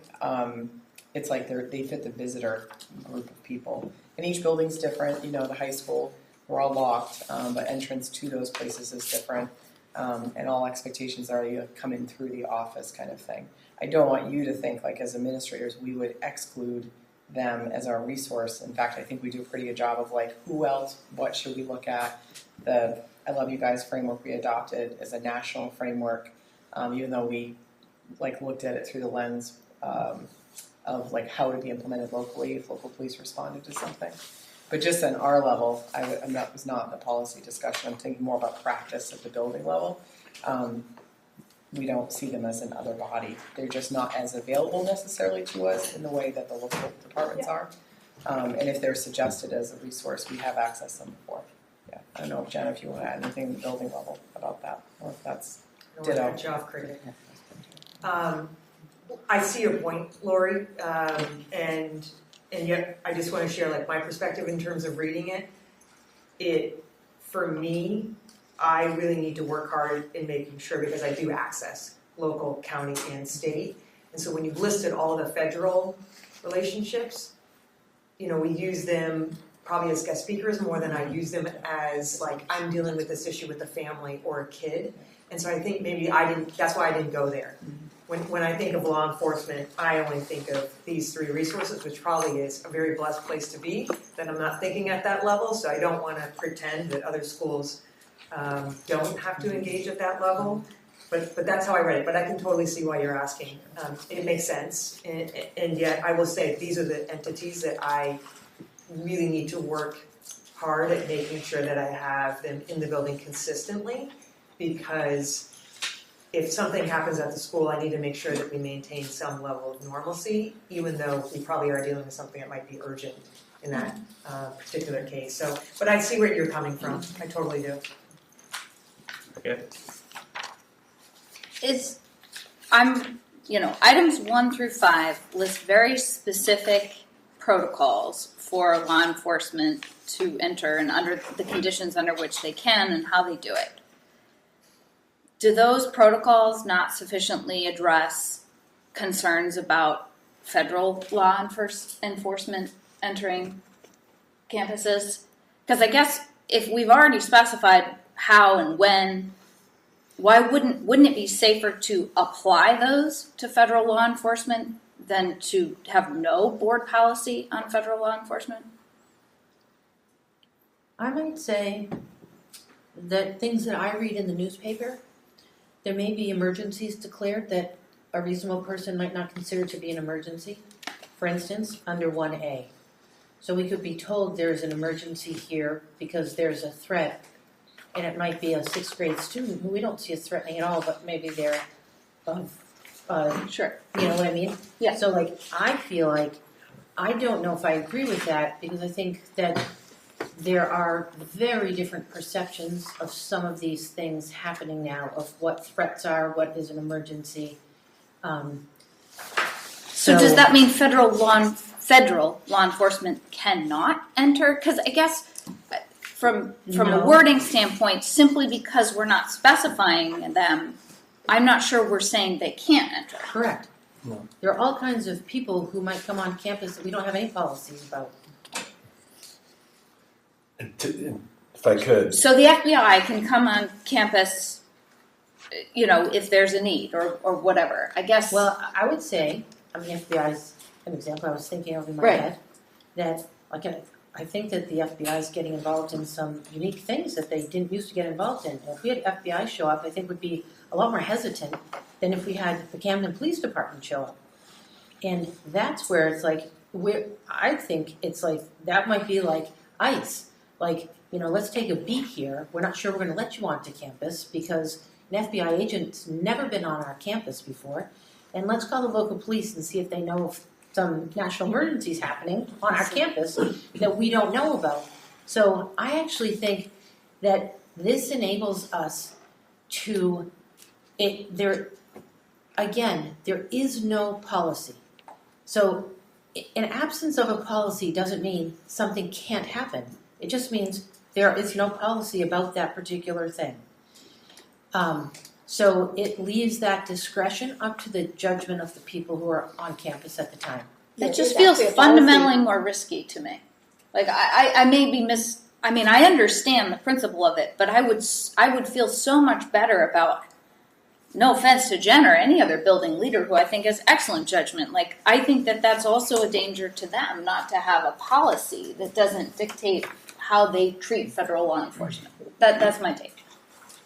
so if I could, Yes. if you look at the numbers 1 through 5, these are carving out specific exceptions that basically are easing and preventing, or I guess creating situations where Jen doesn't have discretion to say you can't do this. So it's actually, the absence of a policy is stricter in terms of assuming, as we all do, that we're trusting Jen to exercise her discretion in a reasonable way. This is saying that if her discretion ordinarily would be that law enforcement can't enter the school premises under A, B, C, and D under 1, we're spelling it out here so that she can't say no in those circumstances. But you would have to think about it if they were federal law enforcement officers. That would be Jen would if You don't really if do Jen that, reasonably if Jen in her exercise of reasonable discretion said then that's it. And there's no board policy telling her that she's wrong in exercising her discretion that way. There is a policy called administration in the absence of policy. Okay. What does that policy say? It's very long. Look it up. Well, all right. I'm not an attorney, but it I don't know. It Don't hold strikes out me against as riskier. No, I don't. Okay. Okay, do you have a motion and a second? Do we? Oh, it's already been moved. You moved. I second. Did you move? Yeah. I think you moved and I seconded. Oh, Yes. whatever. All right, any other discussion? All those in favor? Opposed? Okay, Can I say something? yes. At the policy meeting, we had talked about the Mahoney scholarship policy that we had that's under the list of ones to review. It's the one to rescind. And the task had been coming out of policy committee for me just to look at if the Mahoney policy stipulated, the Mahoney scholarship stipulated that we had to have a policy about it. Because we have, let's say, 40 scholarships and only one that had a policy, which didn't really make any sense. I found the original documentation of the Mahoney scholarship and nothing in it dictates we need to have a specific policy about the Mahoney scholarship. So that's why it's on here to rescind. So that came out of policy that if that was the case, we would rescind this policy. because it's just a little weird that we had a policy about one scholarship. And Marcia, do we have to vote to rescind? Yeah, yes. I would think so too. So I'll move that we rescind the policy. Second. Any discussion? All those in favor of rescinding the policy? Okay. Thank you. Joint facilities, met March 16th, minutes attached. I don't know. This is your last one, I guess. No, I think we're going to take down. Oh my gosh. Flip to the minutes then. I'm sorry.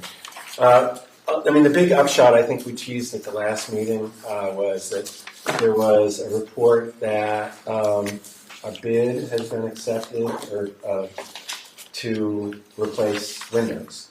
I'm sorry. Yes, Windows. Siding. Siding. This is why I shouldn't make vamp.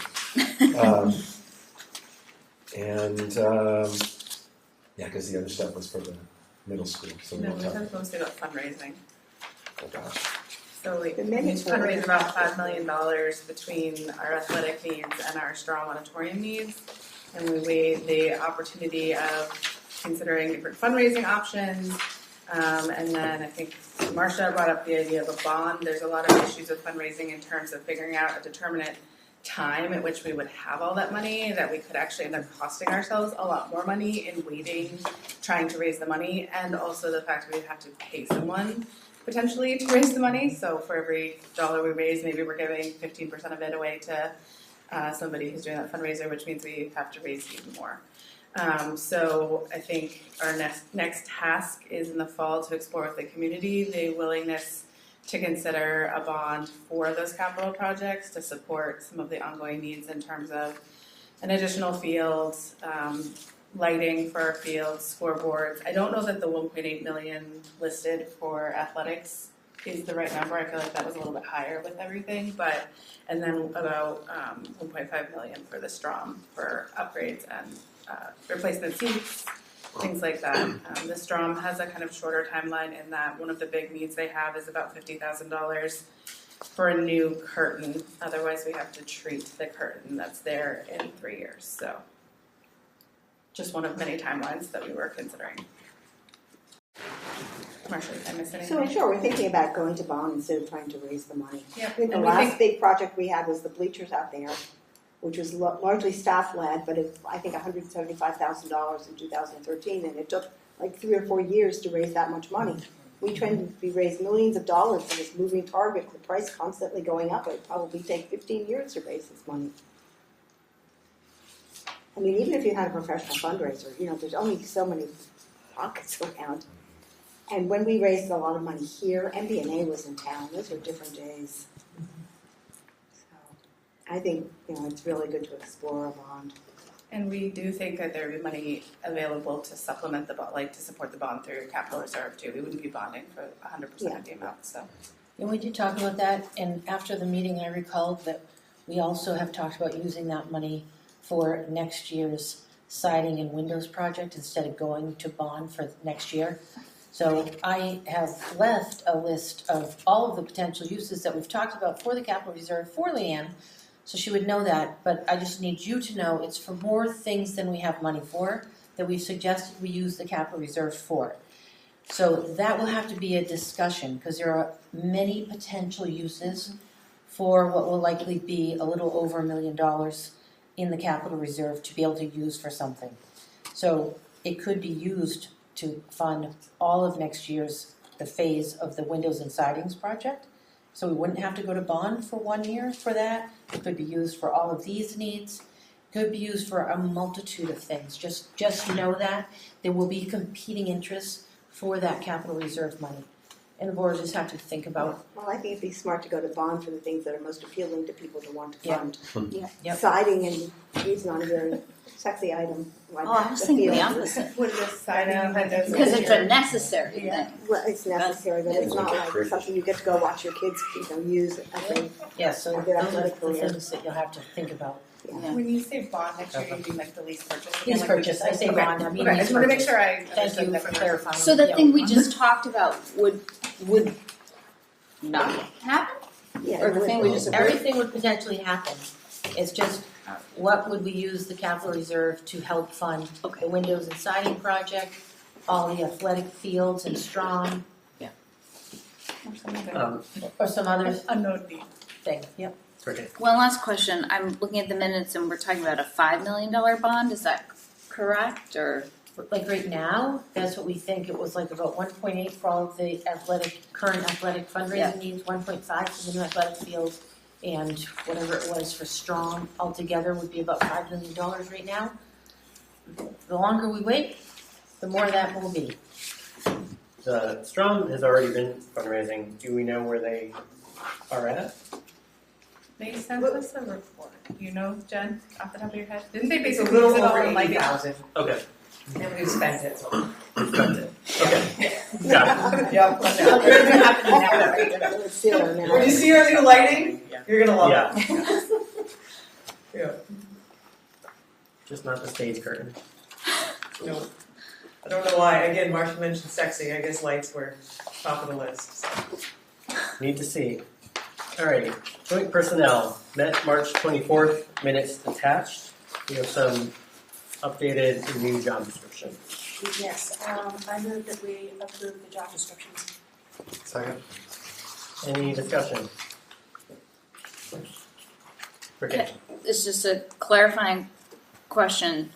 The pre-K program coordinator